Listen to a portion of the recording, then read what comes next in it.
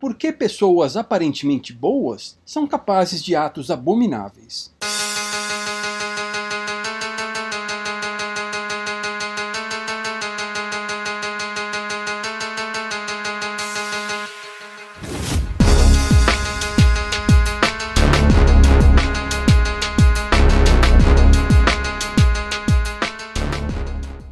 Semana passada, contei uma historinha de alguém que é preso sem saber o motivo e que em pouquíssimo tempo incorpora o papel de prisioneiro sem questionar o absurdo de tudo aquilo.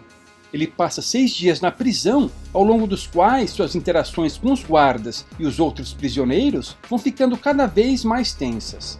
Aí no final, contei que aquilo de fato havia acontecido, em 1971, como parte de um experimento psicológico conduzido pelo Dr. Philip Zimbardo, da Universidade de Stanford. Vou explicar agora como o estudo foi delineado, as conclusões que puderam ser tiradas e os paralelos que podem ser feitos com o que estamos vivendo hoje. Lembra-se de que o Dr. Zimbardo tinha colocado um anúncio em um jornal solicitando voluntários do sexo masculino para um experimento psicológico? Pois bem, 70 rapazes se prontificaram a participar. Eles foram entrevistados e tiveram suas personalidades avaliadas. Candidatos com problemas psicológicos, incapacidades médicas e histórico de drogas ou violência foram eliminados. No final das contas, 18 alunos foram selecionados. No cara ou coroa, eles foram separados em 2 grupos, o dos guardas e o dos prisioneiros. Portanto, a separação dos grupos foi feita aleatoriamente. Não houve nenhum viés aí. Com isso, não havia nenhuma diferença significativa em relação a quaisquer características psicológicas, econômicas ou sociais entre os participantes dos 2 grupos. Toda a abordagem foi feita de modo que os voluntários não percebessem que já estavam participando do estudo. O Dr. Zimbardo construiu uma réplica de uma prisão nas dependências do Departamento de Psicologia, no qual trabalhava. Havia câmeras e microfones ocultos, espalhados pela prisão, de modo que os participantes eram monitorados o tempo todo. A abordagem inicial, em que eles eram presos sem saberem o motivo, foi desenhada para colocá-los em estado de choque. Na prisão, foram despidos e revistados como forma de humilhação.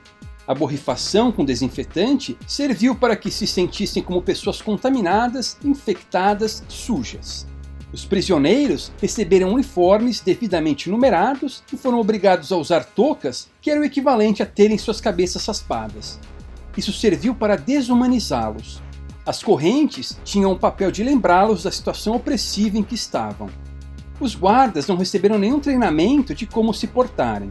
Ao contrário, eles foram deixados à vontade para fazer o que achassem necessário para manter a ordem, dentro de certos limites. Eles foram avisados da responsabilidade do que estavam fazendo e que a integridade física dos prisioneiros deveria ser preservada. Assim, eles mesmos criaram seu conjunto de regras. Os guardas vestiam uniformes sisudos, tinham um apito no pescoço e carregavam um cacetete, como forma de impor respeito. Os óculos escuros tinham o papel de impedir que os prisioneiros vissem seus olhos e lessem suas emoções, o que os tornava mais intimidadores. Lembre-se de que os guardas também eram objetos de estudo. O Dr. Zimbardo e sua equipe queriam saber como eles se comportariam em uma posição de autoridade. Aqueles apitaços e as contagens que se repetiam regularmente tinham não só o propósito de colocar os prisioneiros em permanente estado de tensão, mas também de permitir que os guardas exercessem sua autoridade. No começo, os guardas não estavam completamente em seus papéis e não levavam as contagens a sério, mas em apenas 2 dias já as tratavam como algo fundamental para manter a ordem. Nas contagens é que os primeiros confrontos entre os guardas e os prisioneiros começaram. Foi nesse momento que os guardas resolveram usar flexões como forma de punição. No segundo dia já houve uma rebelião. Os prisioneiros removeram parte daquilo que os desumanizava, as toucas e os números. Os guardas responderam agressivamente, chamando reforços e reprimindo a revolta com mão de ferro. Os líderes foram colocados em solitárias, que tinham o papel de enfraquecê-los ainda mais psicologicamente. Porém, os guardas perceberam o seguinte: seria inviável responder a cada revolta assim. Isso seria muito desgastante também para eles. Aí eles conceberam uma estratégia que sempre funciona: dividir para conquistar. Eles procuraram jogar os prisioneiros uns contra os outros, dando privilégios para alguns. Também mudavam prisioneiros das celas com e sem privilégios arbitrariamente, de modo que todos passassem a desconfiar de todos. A rebelião acabou unindo os guardas, que incorporaram de vez os personagens. Eles passaram a ver os prisioneiros como inimigos que podiam lhes fazer mal, como encrenqueiros que estavam lá para criar problemas. A repressão aumentou. Todos os aspectos das vidas dos prisioneiros passaram a estar sob controle completo e arbitrário dos guardas. As regras que impunham não tinham nenhuma lógica que não a de humilhar e impor obediência. Quando um padre foi convidado a conversar com os prisioneiros para avaliar como estavam, metade deles se apresentou dizendo não o nome, mas o número.